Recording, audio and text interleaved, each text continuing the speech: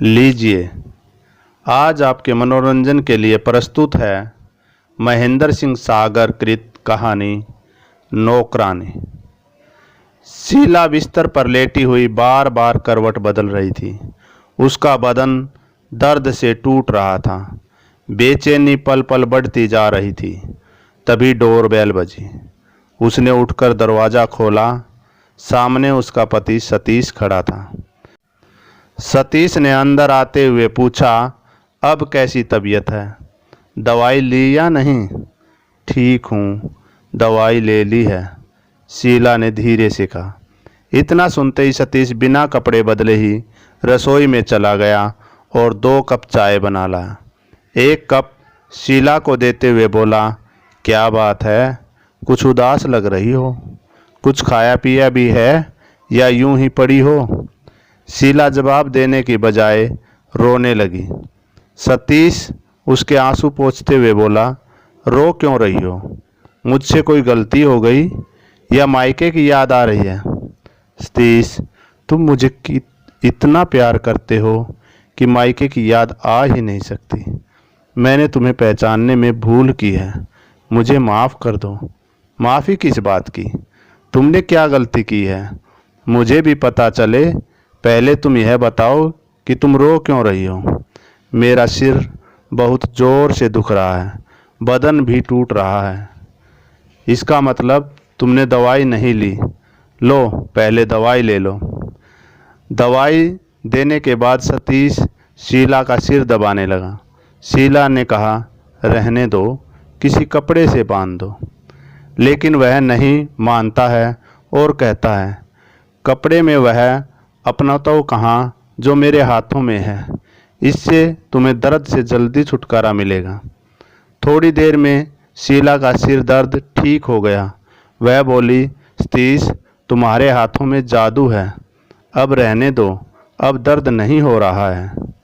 ठीक है, तुम आराम करो, मैं बाजार से कुछ सामान और तुम्हारी दवाई ले आता हूँ। इतना कहकर सतीश उन्हीं कपड़ों में बाजार चला गया। शीला 2 साल पहले की उन घटनाओं को याद करने लगी जब वह नई नई इस घर में आई थी। उसके आने के अगले ही दिन उसकी ननद मीना की डोली उठी थी। रिश्तेदारों के विदा होने के बाद घर में वह और सतीश ही रह गए थे। अब सतीश ने उसे बताया था कि घर में एक गाय है, उसकी देखभाल तुम्हें ही करनी होगी। उसे आज भी याद है कि उस दिन वह किस प्रकार तुनक कर बोली थी, मुझसे गाय का काम नहीं होगा, मैंने कभी ऐसे काम नहीं किए हैं। सतीश ने कहा, नाराज न हो, तुम काम मत करना, मैं इसका कोई प्रबंध कर दूंगा। उस दिन सतीश ने सारा काम स्वयं किया और अगले दिन गाय के लिए एक नौकरानी रख दी। उन दिनों सतीश एक गैर सरकारी संस्था में शिक्षक था। उसका वेतन बहुत कम था और नौकरानी को वेतन देने का खर्चा और बढ़ गया। वह शीला को उसकी इच्छित विशेषकर सुख सुविधाओं वाली वस्तुएं खरीदने के लिए पैसे नहीं दे पाता था। इसलिए घर में आए दिन झगड़ा होने लगा और दोनों के बीच तनाव बढ़ने लगा। शीला कहती, सतीश, मेरा पति होने के नाते मेरी आवश्यकताओं को पूरा करना तुम्हारा धर्म है। सतीश कहता, ठीक है शीला, मैं मानता हूँ, पर मैं क्या करूँ? हमारे परिवार व गाय का महीने भर का खर्च इतना हो जाता है कि सारा का सारा पैसा रास्ते में उधारी वाले को ही दे आता हूँ और इसके बाद तुम्हें देने के लिए कुछ भी नहीं बचता है। शीला ने चिल्लाते हुए कहा, झूठ क्यों बोलते हो? हर महीने नौकरानी के लिए कहाँ से ले आते हो? तुम्हारे पास तो मेरे लिए कुछ भी नहीं है। शीला, तुम जानती ही हो, यहाँ से मेरा कार्यालय 4 किलोमीटर दूर है और वहाँ से आते वक्त मैं पैदल आता हूँ। वही 200 रुपये बचते हैं जिन्हें मैं नौकरानी को दे देता हूँ। तुम्हें एक सलाह दूँ, यदि मानो तो? शीला ने कहा, मानूंगा क्यों नहीं, भला तुम्हारे सिवा मेरा कौन अपना है? मैं और किसकी मानूंगा? तुम कह कर तो देखो। सतीश ने शीला की ओर देखते हुए कहा, क्यों न हम खर्च की जड़ को ही निकाल दें। न बचेगा बांस, न बजेगी बांसुरी। शीला ने कहा। मैं समझा नहीं, तुम क्या कहना चाहती हो? सतीश ने पूछा। समझ तो तुम सब गए हो, मेरे मुंह से कहलवाना चाहते हो, शीला ने तुनकते हुए कहा। नहीं नहीं, ऐसी कोई बात नहीं है, मैं वास्तव में ही तुम्हारा मतलब नहीं समझा हूँ, सतीश ने कहा। तुम इस फंडर गाय को क्यों नहीं निकाल देते, जिससे इसका व नौकरानी दोनों का ही खर्च बच जाएगा, शीला ने कहा। नहीं नहीं, शीला, गाय को निकालने का विचार भी मन में नहीं लाना। यह पिछले कई वर्षों से हमारे घर में है। इतने वर्षों तक हमने इसका दूध पिया है। अब यह जीवन के अंतिम पड़ाव पर है। इसे घर से निकालने का घृणित कार्य मैं नहीं कर सकता। तुम तो मुझे ही तड़पा सकते हो। मेरी ज़रूरतों को पूरा करना तुम्हारे वश में नहीं था तो मुझसे शादी क्यों की थी? शीला, मैं मजबूर हूँ, मुझे माफ़ कर दो। तुम ही कोई राह निकालो। मैं क्या राह निकालूं? मैं तो पढ़ी लिखी भी नहीं हूँ कि कहीं नौकरी करके अपनी ज़रूरतों को पूरा कर सकूं। मैं क्या करूं शीला? मैं जिस संस्था में जाता हूं उसका मालिक ट्यूशन भी तो नहीं करने देता है। ठीक है, तुम इतना तो कर ही सकते हो कि तुम मुझे नौकरानी रख लो। मैं तुम्हारी गाय के सभी कार्य करूँगी। नौकरानी क्यों? तुम तो मेरी रानी हो, मेरी पत्नी हो, इस घर की मालकिन हो। सतीश की बात पूरी होने से पहले ही शीला बोल पड़ी। नहीं नहीं, मैं कुछ नहीं जानती, मुझे बहकाने की कोशिश मत करो। मुझे नहीं बनना घर की मालकिन वालकिन।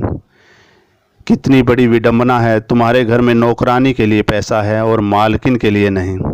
मुझे नौकरानी बना लो और 400 रुपये वेतन दिया करो। शीला, हम नौकरानी को इतनी मुश्किल से 200 रुपये दे पाते हैं, तुम्हें 400 कैसे दे पाऊंगा? मैं कुछ नहीं जानती।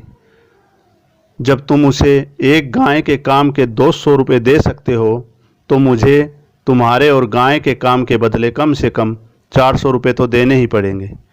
ठीक है शीला, तुम्हारी यही इच्छा है तो तुम जल्दी उठकर मेरे लिए खाना बना दिया करो ताकि मैं पैदल चलकर कार्यालय समय पर जा सकूं। शीला को आज भी वह दिन याद है जब वह खुद ही पत्नी से नौकरानी बनी थी और घर के सभी कार्य वैतनिक कर्मचारी की भांति करने लगी। उस दिन के बाद उनका कभी झगड़ा नहीं हुआ। सतीश ने भी उसे 400 रुपये देने में कभी आनाकानी नहीं की। उसे याद आ रहा है कि उसने नौकरानी बनने के 1 साल के बाद ही सतीश को सरकारी स्कूल में अध्यापक की नौकरी मिल गई थी। अब सतीश उसे प्रति माह 400 रुपये के साथ साथ महीने की बचत भी देने लगा था, जिसका उसने कभी हिसाब भी नहीं मांगा था। वह अतीत की उथली पुथली यादों में खोई थी कि तभी दरवाजे की घंटी बजी। उसने दरवाज़ा खोला तो देखा कि सतीश बाजार से सामान ले आया था और आते ही उसने उसकी तबीयत के बारे में पूछा। अब तबीयत कैसी है? शीला ने कहा, ठीक हूँ। चाय पियोगी? सतीश ने पूछा। नहीं, शीला ने संक्षिप्त सा उत्तर दिया, जैसे वह अब भी अतीत की गहरी यादों में खोई हो। पर इस तरफ कोई विशेष ध्यान दिए बिना सतीश ने कहा, ठीक है, मैं खाना बनाता हूँ, तुम आराम करो। नहीं सतीश, आज खाना मैं बनाऊंगी। पागल मत बनो, डॉक्टर ने तुम्हें 15 दिन आराम करने के लिए कहा था। आज तो 10 ही दिन हुए हैं। नहीं, मैं ठीक हूँ। डॉक्टरों को तो हर बीमारी को बढ़ा चढ़ाकर बताने की आदत होती है। तुम्हें टाइफाइड है, इसलिए 15 दिनों तक आराम जरूरी है। जिद मत करो। इतना कहकर सतीश खाना बनाने के लिए रसोई में चला गया। सतीश जैसा पति पाकर आज शीला अपने भाग्य पर इतरा रही थी। वेतन दिवस वाले दिन सतीश शीला को घर खर्च के अलग 400 रुपये देने लगा तो उसने लेने से मना कर दिया। सतीश ने उसे छेड़ते हुए कहा, ले लो, 15 दिन काम न करने के बदले तुम्हारे अर्जित अवकाश काट लूँगा। सतीश, मुझे माफ़ कर दो, मैंने तुम्हें समझने में भूल की है। मैंने नौकरानी बनकर ही ठीक तरह से काम किया, इसलिए मैं आज से तुम्हारी अवैतनिक नौकरानी। वह अपनी बात ठीक से कह भी नहीं पाई थी कि उसकी आंखों से आंसू बहने लगे। शीला, तुम तो मेरी पत्नी हो, मेरी जान हो, मेरी अर्धांगिनी हो, मेरे जीवन संगनी हो। मैंने तुम्हें कभी नौकरानी माना ही नहीं। मैं तुम्हारी खुशी के लिए पैसे देता था, न कि तुम्हें नौकरानी मानकर। मुझे माफ़ कर दो सतीश। इतना कह शीला अपना मुंह सतीश के सीने में छुपाकर सुबकने लगी। यह कहानी आपको कैसी लगी, कमेंट्स बॉक्स में अपनी राय से अवश्य अवगत कराएं। यदि आपको हमारा यह प्रयास अच्छा लगा हो तो चैनल को सब्सक्राइब अवश्य कर लें। कहानी पूरी सुनने के लिए आपका बहुत बहुत धन्यवाद।